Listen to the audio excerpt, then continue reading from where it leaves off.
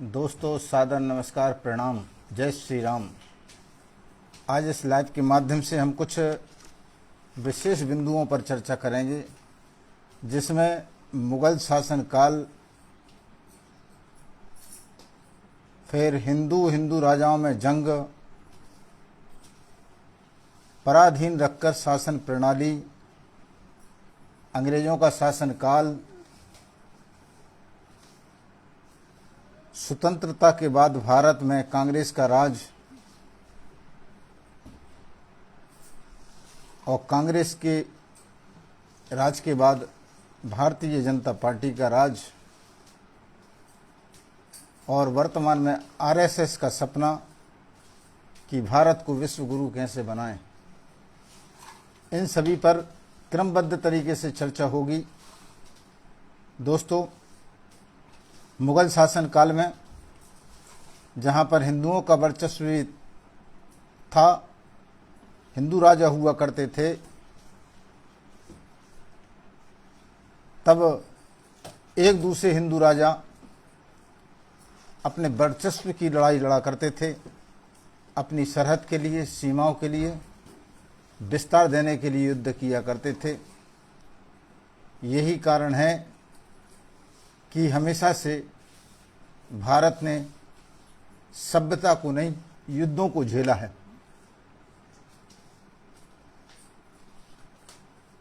इसके प्रमाण कई हैं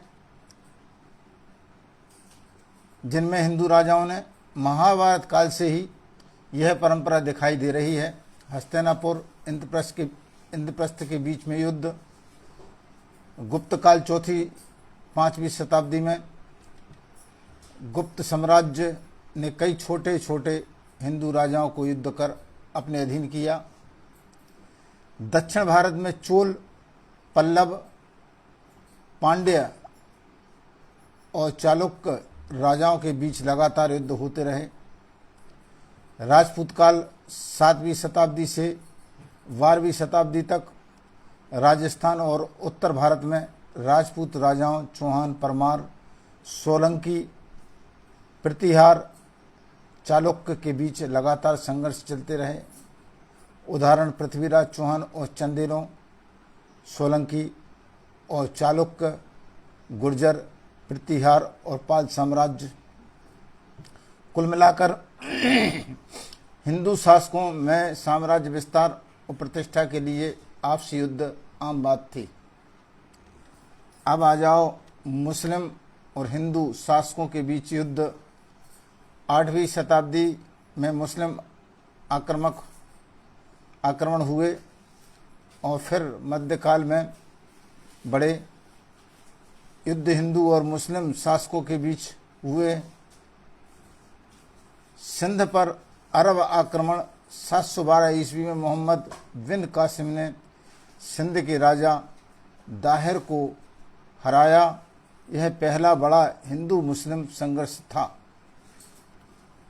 महमूद गजनवी 11 शताब्दी में उसने बार बार भारत पर आक्रमण किया और मुख्यतः हिंदू मंदिरों और राज्यों को लूटा। मोहम्मद गौरी और पृथ्वीराज चौहान 12वीं शताब्दी, त्रायन का प्रथम युद्ध 1191 पृथ्वीराज ने गौरी को हराया।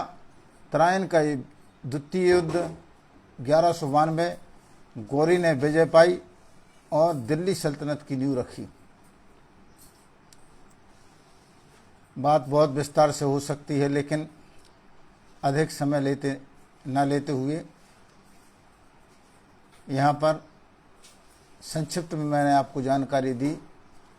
इनका राजनीति करने का उद्देश्य अपनी संपत्ति का विस्तार करना, साम्राज्य को बढ़ाना, कहीं कहीं इस्लामिक धर्मवाद भी इनके बीच आड़े आया।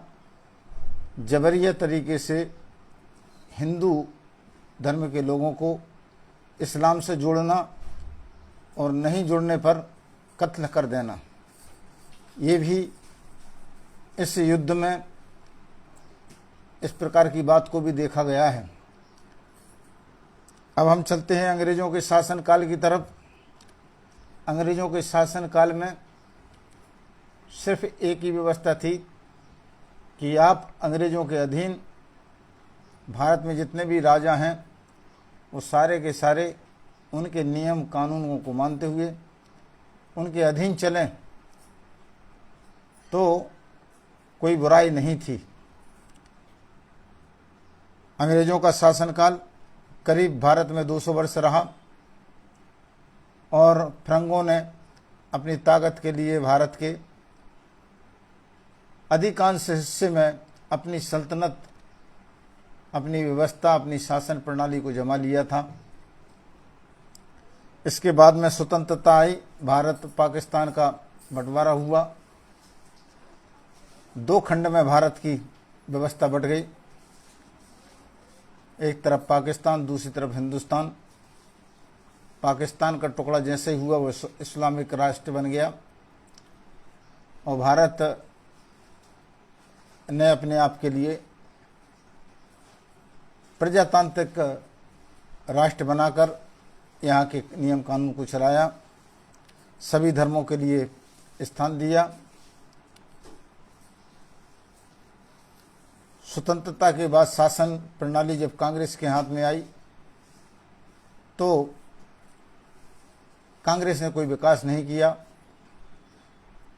समय काटते रहे और भारत को जर्जर स्थिति में पहुंचाते रहे। लाइट का आलम, गरीबी, परेशानी, जनता के लिए सुख सुविधाएं, रोडों की खस्ता हालत, बदहाली में ये देश कांग्रेस के टाइम में गुजरा।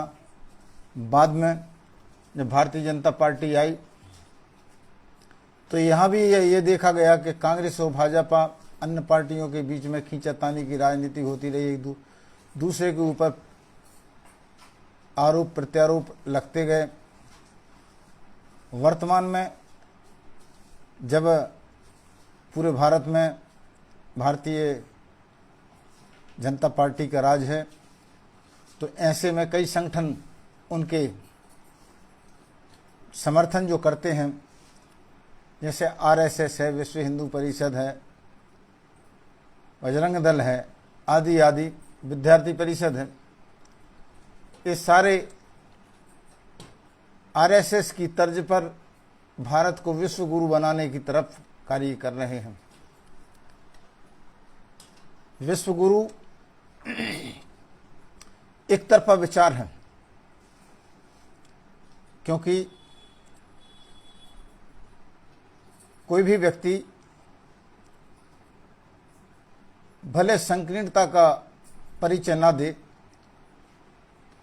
भारत में वसुधैव कुटुंबकम की भावना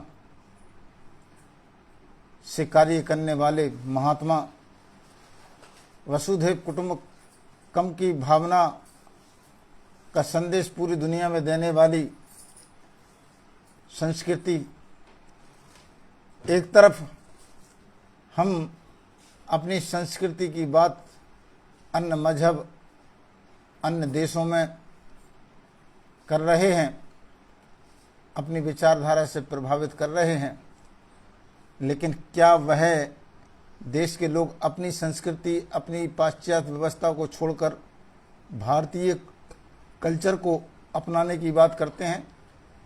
तो यहाँ पर यही जवाब आएगा, नहीं। कारण वह अपनी संस्कृति नहीं छोड़ सकते हैं। हम मन में तसल्ली कर रहे हैं कि हमने विश्व के कई देशों में अपनी बात रखी और लोगों ने हमारी बात के लिए स्वीकार किया। स्वीकार करने का तात्पर्य जब ही होता है जब कोई व्यक्ति आपकी बात को स्वीकार करने के बाद आपकी धर्म संस्कृति के अनुसार आचरण करने लगे, तब वह बात स्वीकार करने योग्य होती है। और यदि कोई भी धर्म संस्कृति के लोग आपकी बात को की सराहना करते हैं, लेकिन अपने आप को परिवर्तित करके आपकी संपूर्ण भावनाओं के अनुसार वह बदलाव नहीं लाते हैं और आपसे कहते हैं कि हाँ, हम आपको हमारे देश में इस कार्य करने के लिए हम आमंत्रित करते हैं, तो यह बदलाव नहीं है। उदाहरण के लिए कई बातें ऐसी सामने आती हैं,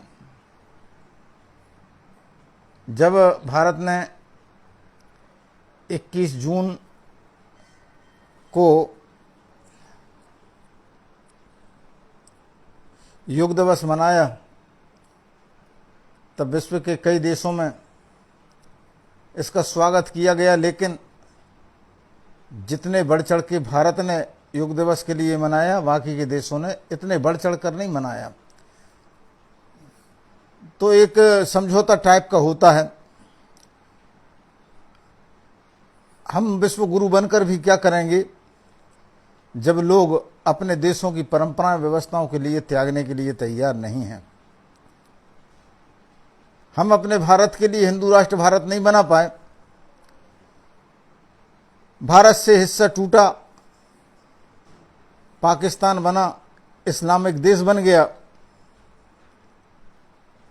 पाकिस्तान से टूटा हुआ देश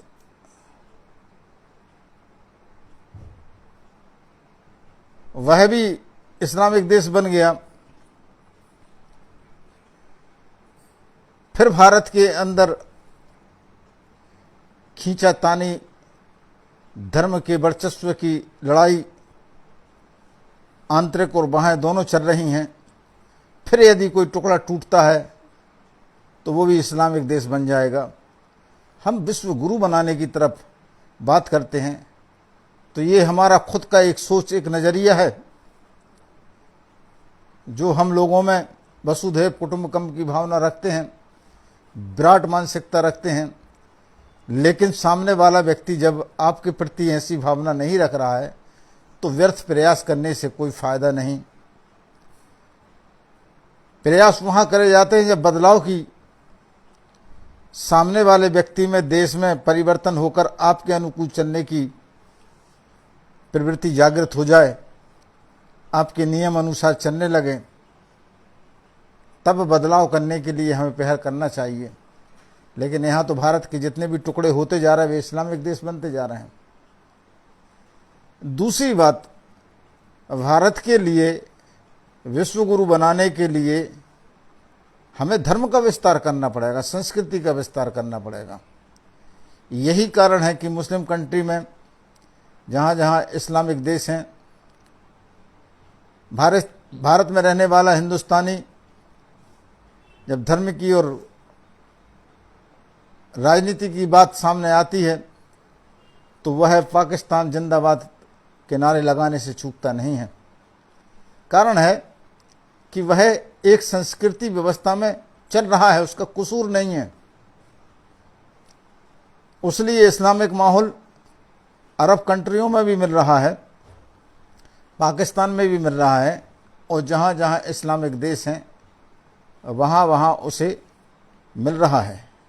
यही कारण है कि आपने भी, भारत ने भी उनकी पराधीनता को स्वीकार करते हुए मदरसा बोर्ड स्वतंत्रता के पहले 1935 में ही बना दिया था और उनके अधिकार सुरक्षित कर दिए थे। जबकि यहाँ धर्मगुरुओं के लिए कोई अधिकार सुरक्षित नहीं है। भारत हिंदू राष्ट्र बनाने की बात करते हैं, विश्व गुरु बनने की बात करते हैं। पंडितों के लिए कोई तनख्वाहें नहीं है, मदरसा चलाने वाले मौलवियों के लिए तनख्वाहों का प्रावधान है, शासकीय वेतनमान उन्हें मिलता है। तो सीधी सी बात है कि आप भारत में षड्यंत्र पूर्वक वसुधैव कुटुंबकम की बात करते हैं और बढ़ावा अन्य धर्मों के लिए, मुस्लिम संस्कृति के लिए देते हैं। और जब वह भारत के टुकड़े होते हैं तो भारत के टुकड़े करने के बाद में इस्लामिक देश बन जाते हैं और तुम वहीं के वहीं रह जाते हो। तो इस प्रकार का सपना, भारत को विश्व में विश्व गुरु बनाना, ये आपका एक तरफा सोच है। आपको चाहिए कि भारत की सरहद, भारत की सीमाएं, भारत की धर्म संस्कृति देश में विदेश में, दुनिया की हर कंट्री में पहुँचे और देश के हर व्यक्ति अपने धर्म को स्वीकार करके सनातन संस्कृति के अनुसार चलने लगें। हमने देखा वृंदावन में रूस से, कहीं अमेरिका से, कहीं थाईलैंड से, कहीं इंडोनेशिया से लोग आते हैं और राधे राधे करते हैं, अपनी बयानबाजी भी करते हैं। तो दो चार व्यक्ति के परिवर्तित हो जाने से हम विश्व गुरु नहीं बन गए। आज विश्व में सबसे अधिक संख्या और फैला हुआ है तो बौद्ध धर्म फैला हुआ है, लेकिन हिंदू सनातन संस्कृति की बात दूर दूर तक कहीं नहीं है। भारत के लोग जहाँ जहाँ जिन जिन देशों में काम काज कर रहे हैं, वहाँ वहाँ हमारे लोग अपने मजहब के लिए, अपनी संस्कृति के लिए मानते हुए अपना जीवन यापन कर रहे हैं। लेकिन ये कहना कि भारत विश्व गुरु बनेगा, तो मैं हतोत्साहित नहीं कर रहा हूँ। एक अपनी आत्मसंतुष्टि है, ना कि आपका कोई विश्व स्तर पर प्रभाव है। एक आप जो है आर्थिक संपन्नता की तरफ बात करें तो चौथे नंबर पर हैं विश्व में, तीसरे नंबर की तरफ बढ़ रहे हैं। लेकिन भारत के ईंधन की व्यवस्था के लिए अगर देखा जाए तो आप भारत के लिए सरसब्ब बनाने के लिए बेरोजगारी को हटाने में नाकाम हैं। आप शोषण मुक्त भारत बनाने के लिए नाकाम हैं। आप कृषि प्रधान देश की व्यवस्था को एक औद्योगिकरण कृषि क्षेत्र के लिए बनाने में नाकाम हैं। आपके प्रयास चल रहे हैं लेकिन हवाई हैं। दिल को समझाने की बात आप करते हैं, अपने आप को समझाने का प्रयास करते हैं, लेकिन भारत को संपन्न बनाने के लिए आपके प्रयास जबरदस्त नहीं हैं, योजनाबद्ध नहीं हैं। आप यदि एक गांव के लिए, एक शहर के लिए, एक तहसील के लिए मॉडल बनाएं कि हम यहाँ पर पूरी तहसील में एक भी व्यक्ति को बेरोजगार नहीं रहने देंगे, सबकी उन्नति के लिए हम रास्ता खोलेंगे, तब मॉडल में आपको एक एक व्यक्ति के लिए रोजगार से लगाने का प्रावधान बनाना पड़ेगा। और यदि आप एक तहसील स्तर पर मॉडल बनाते हुए सभी को रोजगार की व्यवस्था आप कर देते हैं तो भारत को संपन्न, वैभवशाली और आत्मनिर्भर भारत बना सकते हैं। मेरा यही कहना है कि हम दूसरे की बहन बेटियों के लिए अपनी दृष्टिकोण से बहन बेटी मान रहे हैं, जे सनातन संस्कृति की अपनी एक सोच है, लेकिन गैर संस्कृति के लोग आपकी बहू बहन बेटी के लिए हवस की दृष्टिकोण से देख रहे हैं। इतना अंतर है। इसलिए आप खुश होकर अपने विचारों में संतुष्ट हैं, जबकि प्रति उत्तर में आपके लिए कोई संतोषजनक भावना वापस नहीं मिल रही है। आपके लिए उनकी सोच, उनकी संस्कृति की सोच, वे अपनी संस्कृति के अनुसार ही सोच रहे हैं। आपने मानवीय दृष्टिकोण बनाए रखने के लिए भारत और पाकिस्तान के आपने 2 हिस्से किए। हिस्से करने के बाद में यदि सामने वाले पाकिस्तान को जन्म देने वाले लोगों के अंदर ये भावना आती कि नहीं यार, भारत के लोगों ने 23% हिंदू हमें देकर हमारी परीक्षा ली है कि ये पाकिस्तान में हिंदुओं को कैसे रखेंगे, हम भी भारत की तरह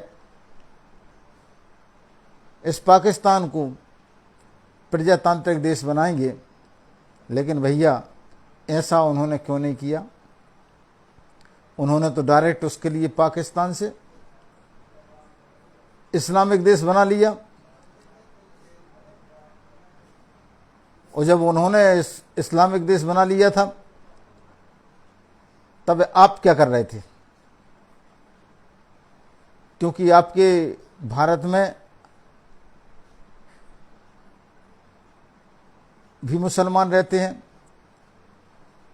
इस राजनीति के तहत सीधी सी साफ बात नज़र आती है कि आपने मिलीजुली व्यवस्था के तहत भारत और पाकिस्तान में अपना राज स्थापित करो, देश की जनता को लूटो। और सही बात भी है, कितने प्रजातांत्रिक दृष्टिकोण से आज वर्तमान में गरीब व्यक्ति राजनीति के शिखर पर पहुंच रहे हैं। स्थानीय लोकल के चुनाव में कौन व्यक्ति जीत रहा है? अरबपति खरबपति तो जीत रहे हैं। ग्राम पंचायत को चुनाव हो तो लाखों रुपए में चुनाव होता है, नगर परिषद का हो तो करोड़ों रुपए में चुनाव होता है। ये कौन है करोड़पति? क्या प्रजातांत्रिक लोग हैं? क्या गरीब लोग जीतते हैं? आज तक मुगलिया शासन काल से लगाकर आज तक किनके हाथों में सत्ता, किनके हाथों में व्यवस्था राजनीतिक, आर्थिक और सामाजिक चली आ रही है?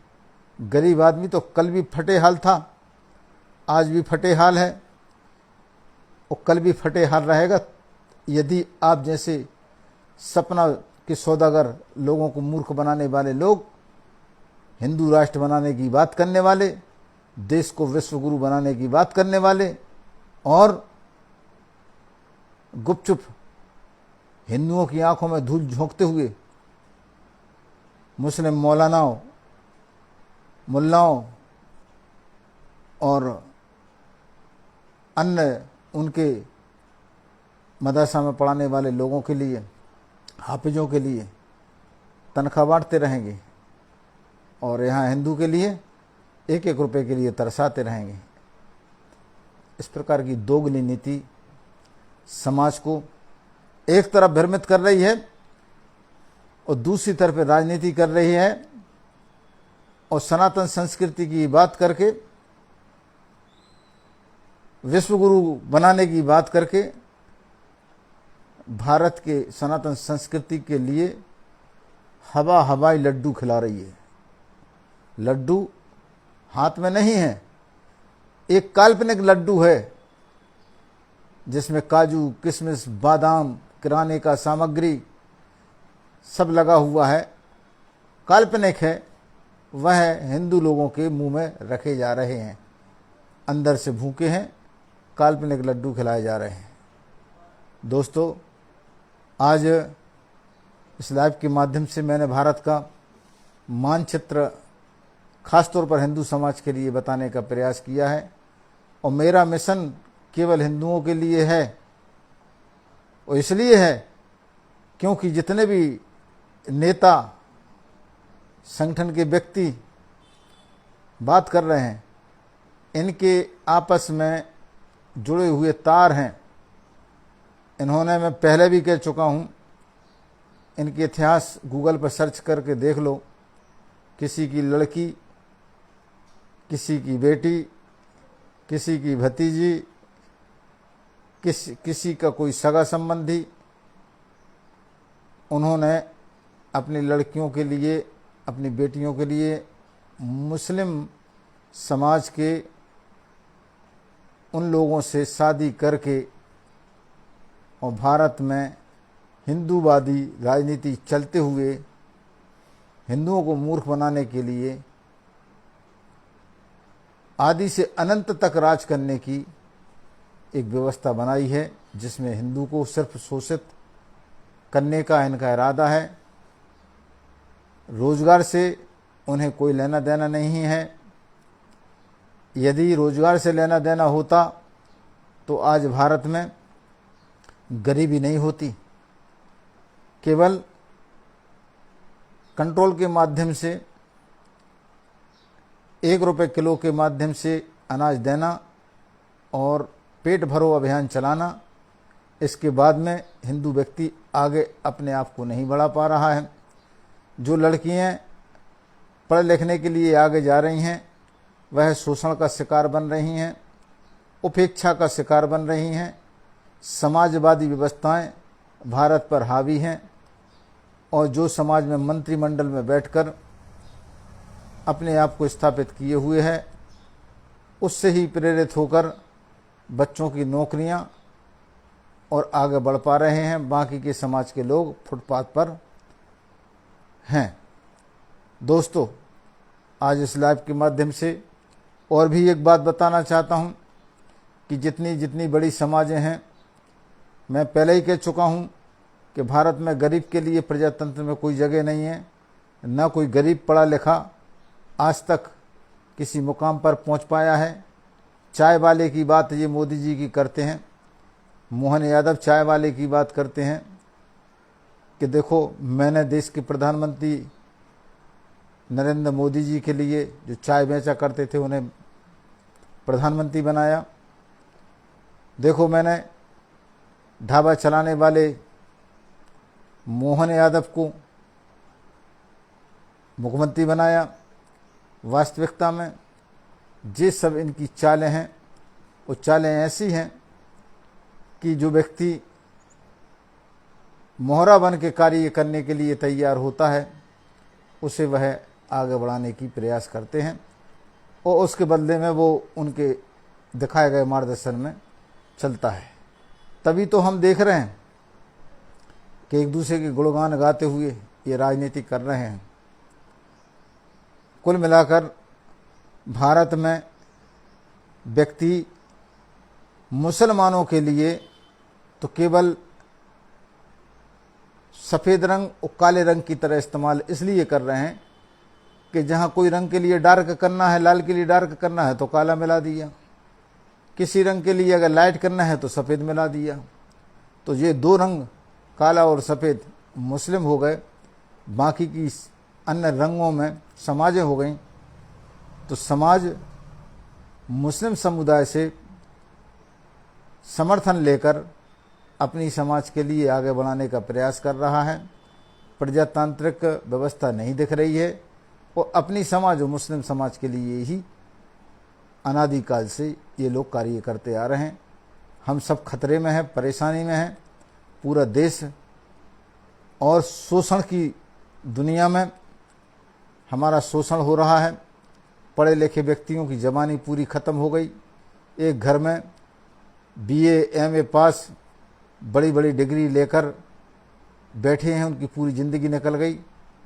कहीं तो अपने परचूनी की दुकान चला रहे हैं, जरा सी समय तैर कर रहे हैं धन अभाव के कारण, और कहीं जो है हथौड़ा ठोक रहे हैं, कहीं LIC के एजेंट बनकर पनैयाँ चटकाते फिर रहे हैं, तो कहीं किसी व्यापारी के यहाँ जुड़कर उसकी जी हजूरी कर रहे हैं। कुल मिलाकर पढ़ा लिखा व्यक्ति स्वाभिमान से खड़ा नहीं है।